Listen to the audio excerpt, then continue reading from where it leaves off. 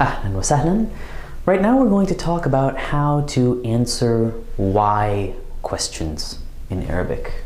Answer the question لماذا? And there are a couple of different words that we can use to answer these questions, including بسبب, li, and لأن. Each of these expresses a slightly different idea and has certain grammatical restrictions that we're going to explain in detail right now. For purposes of this video, we're focusing pretty much on Fusha, on standard Arabic. All of these forms, however, tend to crop up regularly, even in colloquial speech. There are some separate colloquial forms that we'll also discuss in another video, but you can expect to hear these in the speech of educated native speakers, even when they're speaking in their own dialects. There's a lot of overlap in terms of what we encounter. And the grammar in formal Arabic is a little more, demands a bit more precision from us. In colloquial, we tend to have a little bit more flexibility. So that's what we'll be focusing on right now. First, we have bisabab, which is actually a combination of two words. It's the prefix, the preposition bi, like with, plus the word for reason in Arabic. Sabab. So when we say bisabab, we're saying with the reason of, or maybe a little more colloquial in English, we could say because of, right?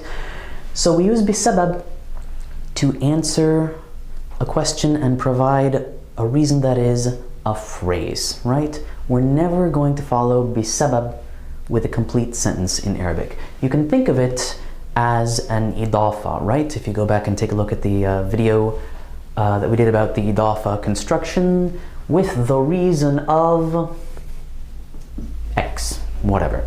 So I could say, for example, if I wanted to say, we like the summer because of the beautiful weather, right? نحب الصيف بسبب الجو الجميل. Now, الجو الجميل is a phrase, right? We have an alif lam here on the noun and then another alif lam on the adjective. What I cannot do with بسبب is say بسبب الجو جميل, right? That doesn't work. It would be as awkward in Arabic as if I said in English, we like the summer because of the weather is beautiful, right? It doesn't quite work. It's a little bit clunky. So we can only use a phrase at the end. Or if we say, I don't like New York because of the crowding. لا أحب New York بسبب الازدحام.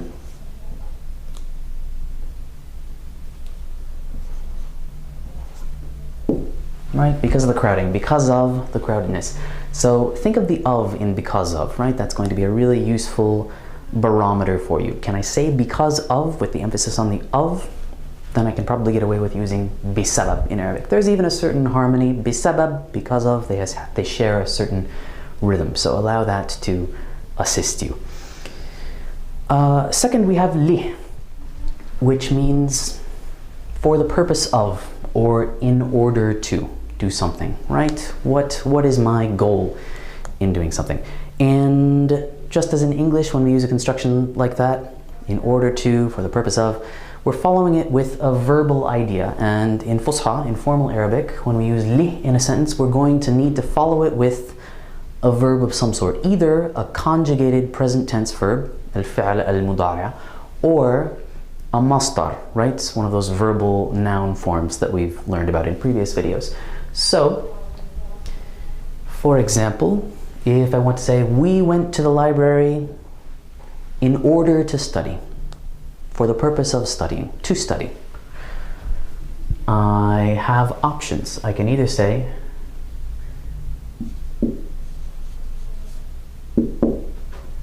ذهبنا إلى المكتبة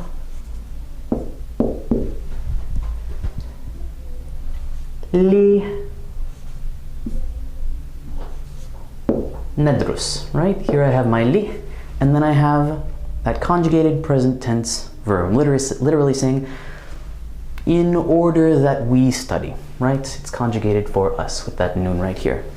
ذهبنا إلى المكتبة لندرس. Or what I can do with no change in meaning, instead of saying لندرس, I can use the masdar form of that verb for studying, which is الدراسة.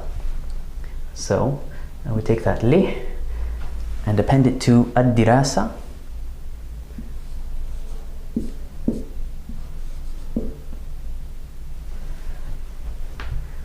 Like that, right? Or maybe we're going to the library to read, right? So we could say either لنقرأ, for that we should read, or للقراءة. So whether I use لنقرأ or للقراءة, لندرس or للدراسة, the meaning is identical, right?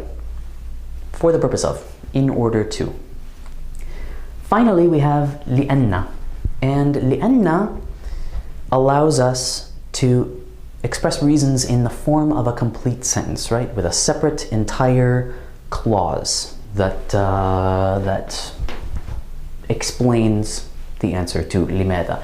So let's go back to this sentence about the beautiful weather, right? Here we have نحب الصيف بسبب الجو الجميل, because of the beautiful weather, a phrase. What if I really want to say because the weather is beautiful? I can do that using لأن. For example,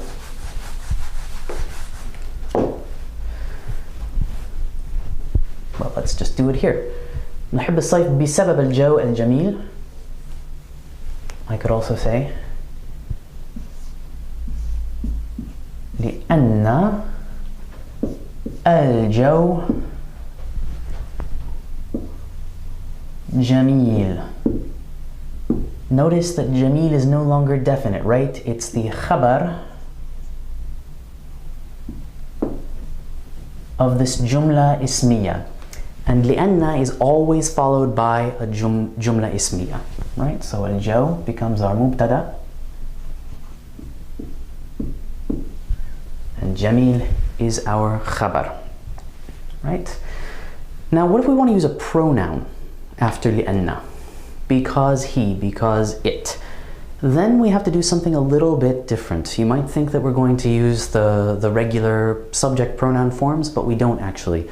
We use the object pronouns in the suffix form that we've seen before, right? So you might want to pause, take a moment to go back and look at the object pronouns video if you need a refresher. But basically we're going to connect those object pronouns with this noon with a shadda over it.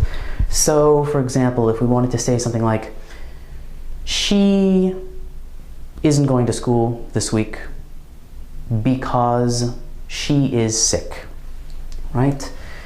We can say لا تذهب, she doesn't go, she isn't going, إلى المدرسة هذا الأسبوع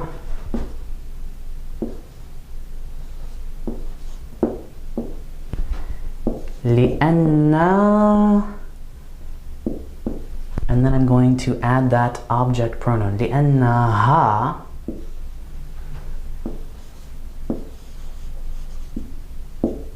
مريضة, right? Because she is sick. So I still have an entire jumla ismiya which I need to have after لأن, but instead of writing hiya as we would in an ordinary one clause jumla ismiya, I have this special form of hiya. I use ha, the object pronoun attached to لأن. Let's take one more example. We could say he studies Arabic because he's majoring in translation. So يدرس العربية because he is a major in translation, right? Majoring in translation. لأنه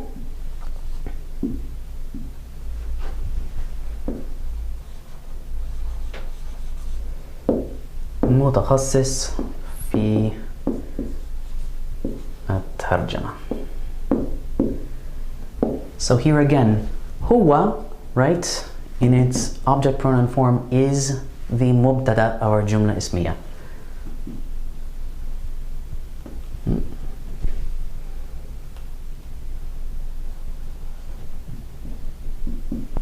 And then all of the rest of our sentence is our khabar, the information that's being provided. So as you're looking at these forms and working with them, working on controlling them, try to bear in mind the kind of grammatical structure that you're going to need after each one of these particles and the nuances of meaning that each of them is going to allow you to express, right? These are some really powerful forms in Arabic because they allow us to express, I mean, look at these sentences, they're pretty long. They allow you to express complicated ideas, to make excuses, to justify actions, to support your opinions. So devote yourself to being able to control them, and you'll discover that the breadth of your speech can really expand.